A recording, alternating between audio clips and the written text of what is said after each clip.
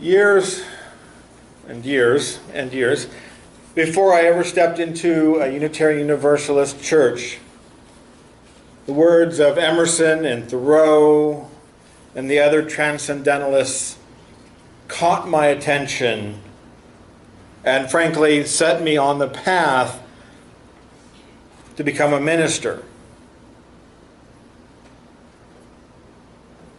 And now, like Emerson did, leave the ministry. Emerson writes, "None of us will ever accomplish anything excellent or commanding, except when he listens to the whisper which he heard by him alone." I used to believe that transcendentalism was an unfortunate name for the movement because what I saw as its heart was the immanence of divinity, not the transcendence, but the immanence, the ever-present and ever-accessible sacred made manifest in all nature. It wasn't a complete misnomer, however, because a sense of transcendence did exist within the movement. They held that because of the immanence of divinity, because all beings have divine nature, then in each of us is an element of that transcendent, something that transcends our apparent individuality. Even the smallest fraction of infinity is itself infinite, is it not? Emerson put it this way: "Standing on the bare ground, my head bathed by the blithe air and uplifted into infinite space, all mean egoism vanishes. I become a transparent eyeball. I am nothing. I see all.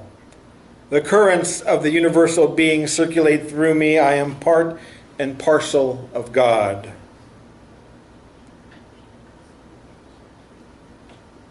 William Ellery Channing, the Unitarian minister that defined what it meant to be a Unitarian Christian in the first decades of the 19th century. He said this about the Transcendentalists. He said, "Transcendentalism, as viewed by its disciples, was a pilgrimage from the idolatrous world of creeds and rituals to the temple of the living God in the soul. It was a putting to silence of tradition and formulas that the sacred oracle might be heard through intuitions of the single-eyed and pure-hearted. Amidst materialists, zealots, and skeptics, the transcendentalist believed in perpetual inspiration, the miraculous power of will, and birthright to universal good. He sought to hold communion face to face with the unnameable spirit of his spirit and gave himself up to the embrace of nature's perfect joy as a babe seeks the breast of a mother."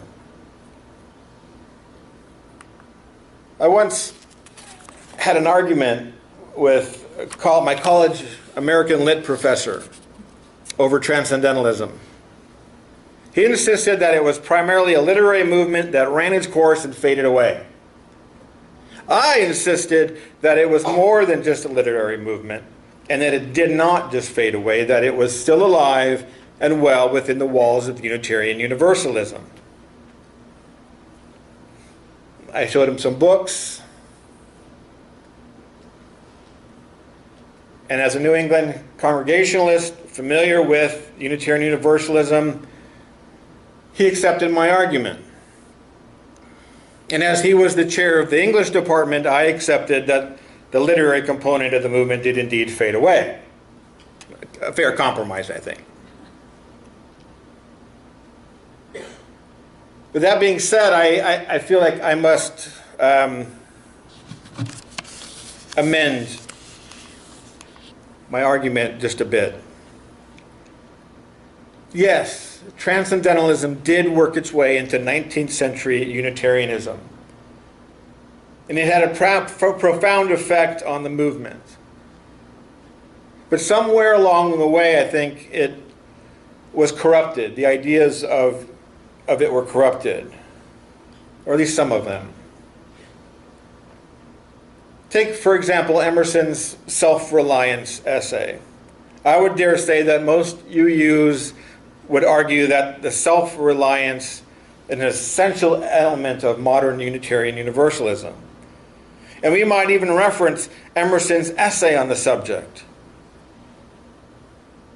Yet, I question how many of us fully understand Emerson's take on what he meant by self and self-reliance.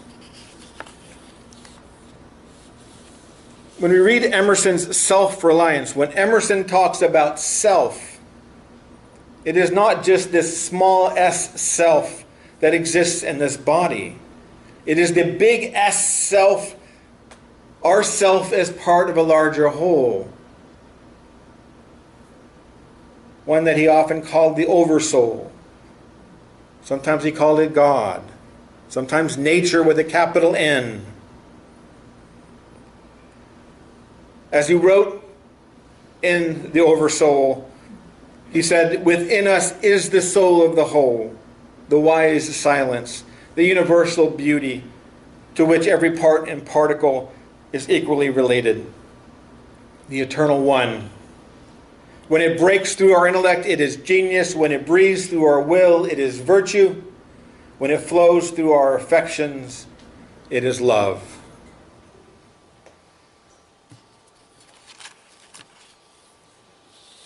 I believe that the idea of Emerson's self-reliance has been corrupted, leading it to be used to justify a hyper-individualism with emphasis on our little selves cut off from the whole. What I want, what I think, is preeminent. The first principle of Unitarian Universalism, the inherent worth and dignity of every person. And our seventh principle, respect for the interdependent web of life, of which we are all a part. These two principles invite us to paradoxically hold up the supreme importance of each individual life and the supreme importance of the whole of life. It is within this tension, the tension of that paradox, that we must learn to live in love. Always balancing self and the whole. Small s self, big S self.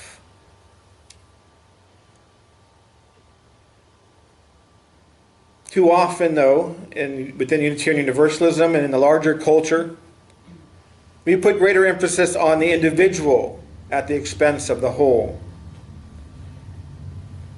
For example, we don't like to hear how our individual food choices create undue pain and suffering while doing irreparable damage to the planet. An article in the UU World magazine called "The Power of Community, the Peril of Individualism" by the Reverend Cheryl Walker. She makes this point, that true community doesn't happen unless everyone is willing to give up some of their identity as an individual to take on the identity of the group. If this doesn't happen, then we are merely a group of individuals sharing common space, but not becoming a community. When we gave up the poetic language of transcendence, when we gave up the language of the soul, I think in our movement we lost touch with our own soul. When God became a four-letter word in too many of our churches, when we made an idol of reason and pursued the most somber of Sunday services, eschewing even the word worship because we've discarded even the notion of transcendence. We don't worship anything. And when we lost the notion of transcendence, we lost touch with the deepest part of ourselves.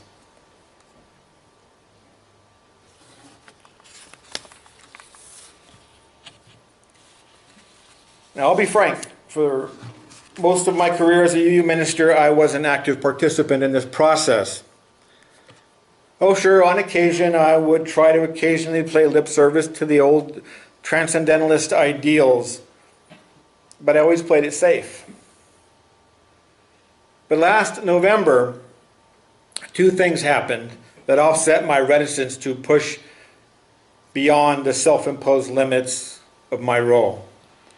First, I joined several hundred clergy from around the country in Standing Rock, North Dakota. We were there in support of the water protectors to make a public stand against the doctrine of discovery, a centuries-old Catholic doctrine that still stands as legal precedence for our treatment of Native peoples in this country. It had a profound effect.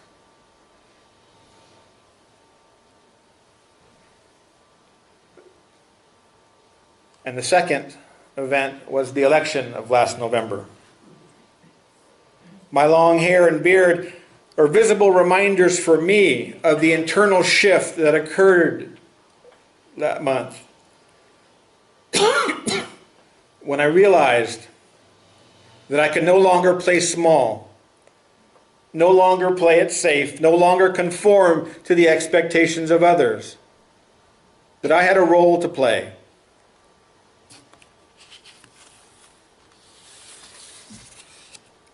Many of us are familiar with this quote from Emerson, from Self-Reliance. He says, "A foolish consistency is the hobgoblin of little minds, adored by little statesmen and philosophers and divines." But that's just the beginning of the quote. It continues. He says, "Speak what you think now in hard words, and tomorrow speak what tomorrow thinks in hard words again, though it contradict everything you said today. Ah, so you shall be sure to be misunderstood." Is it so bad then to be misunderstood? Pythagoras was misunderstood, and Socrates, and Jesus, and Luther, and Copernicus, and Galileo, and Newton, and every pure and wise spirit that ever took flesh. To be great, he says, is to be misunderstood.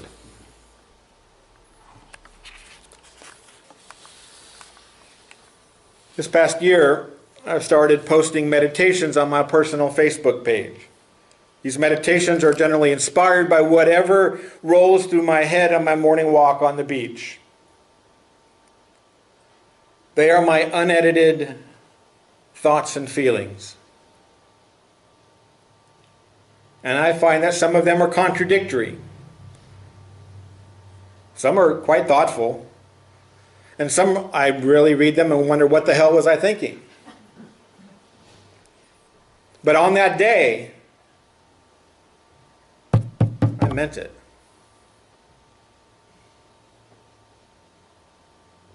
The simple act of writing them, however, and releasing them into the universe has been a profound exercise to help me better live up to Emerson's call to speak my mind, regardless of the consequences. A month ago, one of my reflections gave rise to this sermon. If you read the blurb for the newsletter, you read that reflection. As a reminder, I wrote, "The human experiment has reached a fork in the road. One path will essentially continue the path of domination and control that has brought us to this point. The other is the path of belonging and connectivity. I choose to live indigenously I choose to be linked so immeasurably to a place and a people as to lose awareness of the separateness I once imagined. We have tried the opposite. We have tried living as mere individuals, striving to dominate each other and our environment, and it has led us to this precipice. Since then, the idea of living indigenously has completely captured my imagination. And I've done a lot of thinking about it, writing about it, reflecting. What does it mean?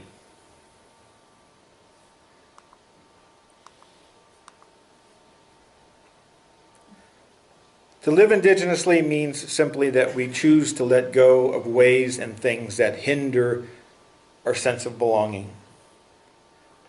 The birds of the air and the flowers and grasses of the field do not worry because they never doubt their place in the web of life. We of little faith suffer the pointless pain of worry and cynicism because we do not see the truth of our own inherent worth and dignity.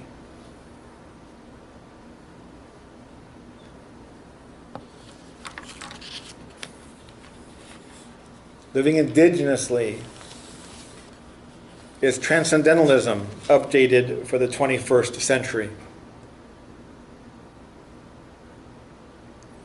As Unitarian Universalists, we recognize that religion is not merely what we do one day a week, but informs all aspects of life and living.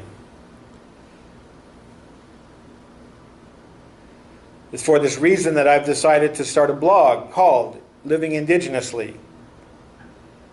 And on that blog, we will explore what it means to live on this planet like we belong here, and not as colonizers or invaders.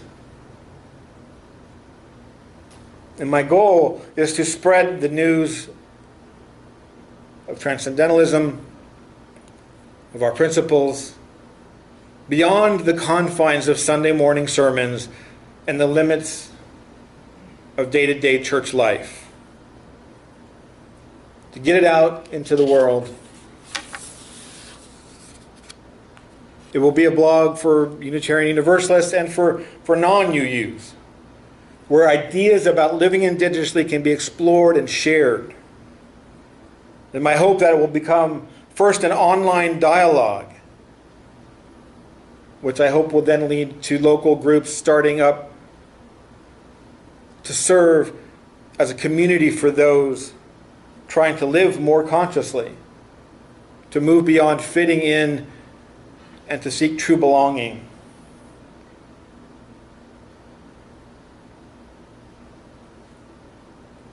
Brene Brown, in her new book, Braving the Wilderness, The Quest for True Belonging and the Courage to Stand Alone, she points out that loneliness is on the rise, in spite of the growing tend to gather in groups of like-minded people.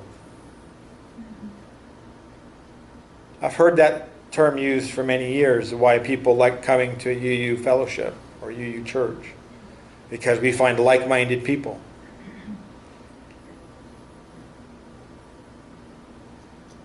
But she writes, huddled behind the bunkers, we don't have to worry about being vulnerable or brave or trusting. We just have to toe the party line. Except doing that is not working. Ideological bunkers protect us from everything except loneliness and disconnection. The more we gather into the confines of our protected conclaves of conformity, the more disconnected we become from our deepest, truest selves, because we have mistaken fitting in for belonging. Because we only want to hear our own thoughts and feelings echoed back to us without question, without doubt.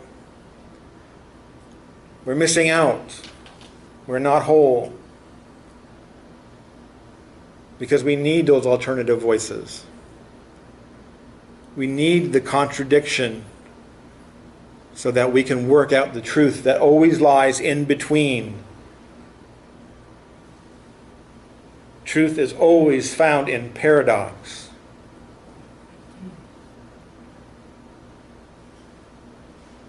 And this type of belonging requires courage. Both core and courage are derived from the Latin word for heart. It takes heart. To move beyond merely fitting in to discover that sense of belonging requires vulnerability. It requires, fitting in requires little emotional investment. Just show up. But belonging requires commitment and letting go of the illusion of control.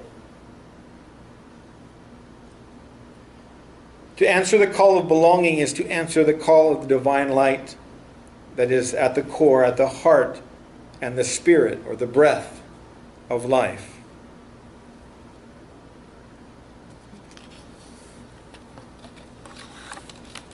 Brene Brown says true belonging is the spiritual practice of believing in and belonging to yourself so deeply that you can share your most authentic self with the world and find a sacredness in both being a part of something and standing alone in the wilderness.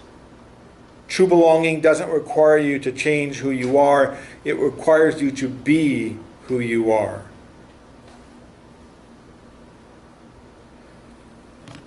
And Brene Brown comes to these conclusions by way of academic research and study.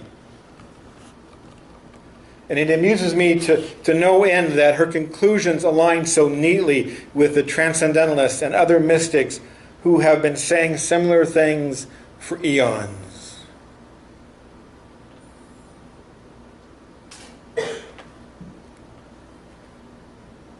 Community is what humans do.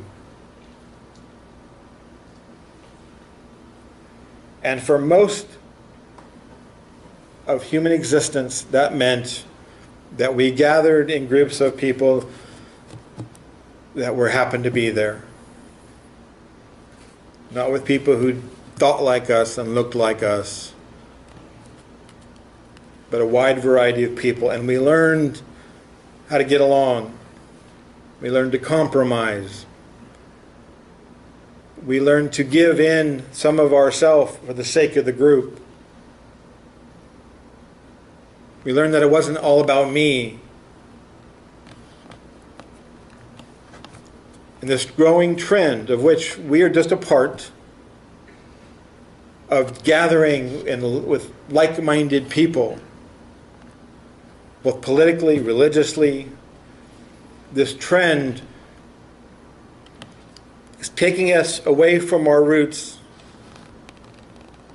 and leading us into, well, as Brown points out over and over again, into loneliness and despair. Because we're not being pushed. We're not being asked to go beyond the surface of our own wants and desires.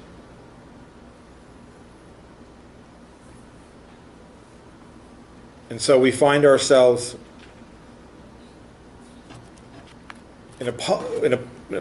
with politicians who are all about themselves. The common good has gone out the window. And not just politicians, the religious leaders preach personal wealth over love and compassion.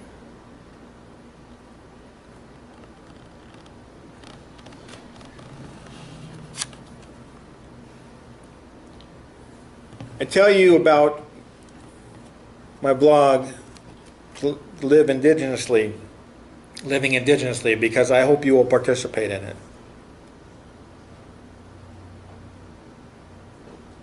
Hope will be part of the discussion, along with other Unitarian Universalists from around the country and from non-UUs as well.